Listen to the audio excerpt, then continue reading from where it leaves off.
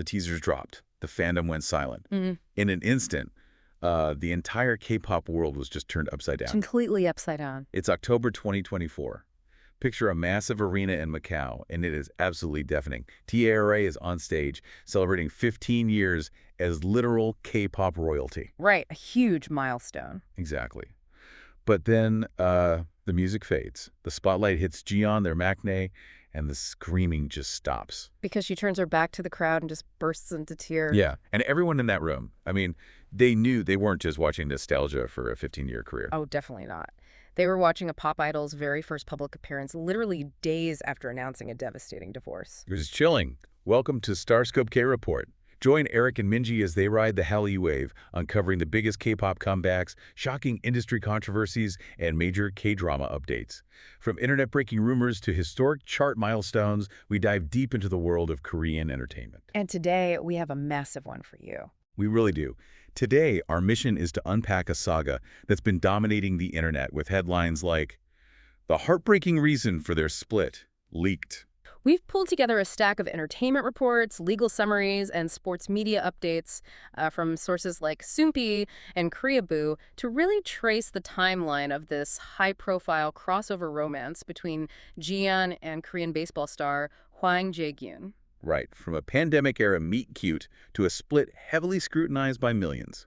We want to explore what this tells you about the pressure cooker of celebrity marriages when K-netz get involved. It's intense. You've got Jiyeon, who, like we said, debuted in 2009 with T-ARA. I mean, Roly Poly was an absolute cultural reset. Well, an iconic track, a true Hallyu wave killer. Exactly. And on the other side, Hwang Jae-gyun is a decorated sports legend. A 20-year baseball career, gold medals at the 2014 and 2018 Asian Games, and he was the 2021 championship captain for the KT Wiz. So when these two massive spheres of Korean entertainment collide, it's an immediate media earthquake. Yeah. But the origin of this relationship is actually super relatable. Yeah, it started as a setup around 2020. A mutual stylist was trying to get Hwang to agree to a blind date. Right, but he resisted, didn't he? Yeah, he pushed for just a casual group dinner instead. He was completely unaware of who the mystery woman was. And the mystery woman walks in, and it's Jiyeon. Her visuals are insane. But the detail that I love, the very COVID-era detail, is what happened before they even sat down. Oh my gosh, yeah. Hwang actually made the stylist confirm that Jiyeon was vaccinated before agreeing to the dinner. He demanded a COVID check. I mean, it just shatters that untouchable celebrity illusion, right? It really does. You have these megastars navigating the exact same bizarre pandemic etiquette as the rest of us. But once the medical clearances were out of the way, the dynamic shifted fast. And we know this because Hwang actually detailed the entire courtship on a YouTube show in late 2023. Right. On fellow baseball legend Lee Dae-ho's channel, Hwang completely gave away the playbook. He claimed Jiyeon was the one who aggressively flirted with him first. Which is wild. He said it was impossible to resist when someone that beautiful takes the lead.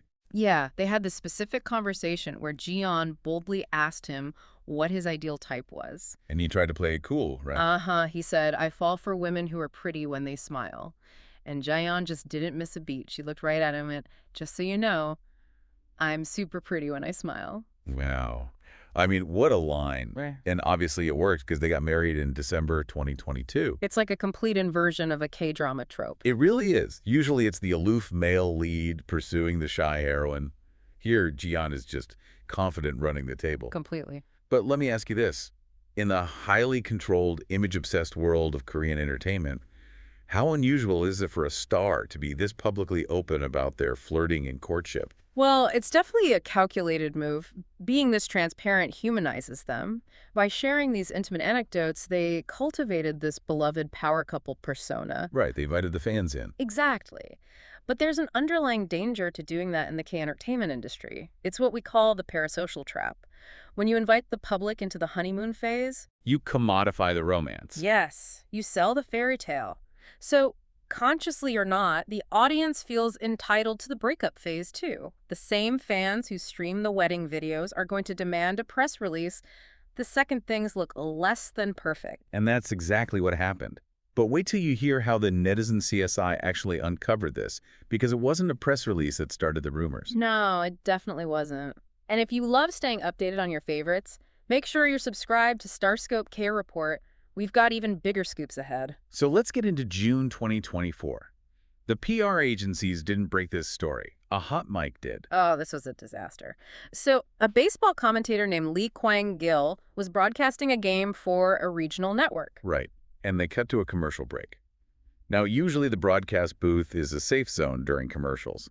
You take off your headset, drink some water, chat. But regional networks use visual radio now. They live stream the interior of the booth on YouTube. And Lee casually leans over and says, you know what? Hwang Jae-gyun is divorced. Just drops a massive celebrity bombshell, totally assuming he's off air. He forgot the YouTube cameras were rolling and the mics were hot. Even though Jaeon's agency immediately rushed out a statement calling the rumors groundless, the match was lit. Yeah, Lee even issued a public apology, but it didn't matter. Domestic K-netz mobilized overnight. They turned into forensic detectives. The whole internet fixated on two main pieces of circumstantial evidence. Break those down for us, because this is where it gets crazy. Okay, first, Jaeon uploaded a YouTube video, and fans zoomed in literally CSI style and realized she wasn't wearing her wedding ring. Right. And the second piece. Hwang was spotted out at a bar in Gangnam drinking with male and female acquaintances until, 6 in the morning. And with the hot mic leak, that was all the internet needed. For months, the couple tried to dodge the rumors, but by October 2024, they officially announced their divorce, citing personality differences. And the fallout was instant. Jaeon immediately scrubbed her Instagram and YouTube channel. She deleted every single trace of him. Even this super cute vlog of them making baby shoes together just permanently erased. It's so sad. It is. But I have to relate this back to real life for a second. If you or I take off a ring to wash our hands, no one cares. But for a K-pop idol, it's headline news. Is this level of surveillance unique to K-culture, or is it just the internet age? It's a mix, but K-culture absolutely operates on a unique frequency.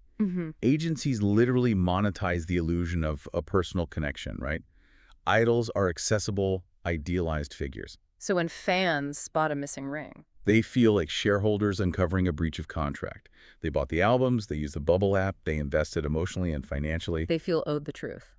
And once the court of public opinion reached a verdict, the actual legal proceedings became basically a ghost operation. Yeah, handled as quietly as possible. Which brings us to this secret settlement. Right. By November 2024, they were at the Seoul Family Court for divorce mediation. And neither of them showed up in person. Which is pretty standard for high-profile figures, right? Exactly.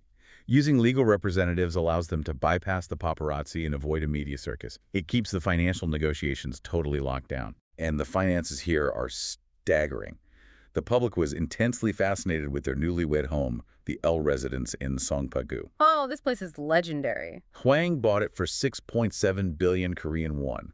That's about 5.5 million US dollars. For a 2,200 square foot unit, you are essentially buying a mansion in the sky in Seoul. And the neighbors are massive stars, like Jo and Sung. It's a fortress for the elite. But the maintenance fees alone were like $2,200 to $4,000 a month. People pay less for a mortgage? Literally. But Jaeon actually moved out into her own place before the mediation even finished. Fans noticed her social media backgrounds changed way before the official announcement. Netizens miss absolutely nothing. And that's not even the wildest part of this split. Hit that subscribe button so you never miss a KT update, because the way they are handling their post-divorce lives is giving me severe emotional whiplash. Complete whiplash. Let's look at Jaeon first. We talked about her crying on stage in Macau, right? That was raw grief. But immediately after, she pivoted to crisis management. She posted smiling Instagram photos to reassure fans, right? Yes. And she issued a formal statement through her lawyer, apologizing for the unfortunate news. She retreated inward and leaned on her fandom. Why does an idol need to apologize for getting a divorce, though? Because an idol's core product is emotional availability and, moral purity. A divorce shatters that perfect illusion. The industry demands contrition when a star, quote-unquote, disappoints the public. So she plays the apologetic idol. But meanwhile, Hwang's reaction is the exact opposite. In December 2025, he officially retires from baseball. Right, a 20-year career. Done. And by May 2026, he's on a variety show called Jun Hun-moo's Plan Season 3. As an entertainment rookie. Yeah, and he goes on national television and openly discusses his desire to remarry. He leaned right into it as entertainment fodder. He even mapped out his future family plans. He said he wants a child to train to the major leagues. And he stated his new ideal type is a tall partner around 168 centimeters. To the listener, the contrast is just stark. One is weeping on stage and deleting photos, apologizing to fans. The other is on TV, planning his next marriage and drafting his unborn kid for the MLB. It reveals two very different survival strategies. In K-pop, you perform contrition.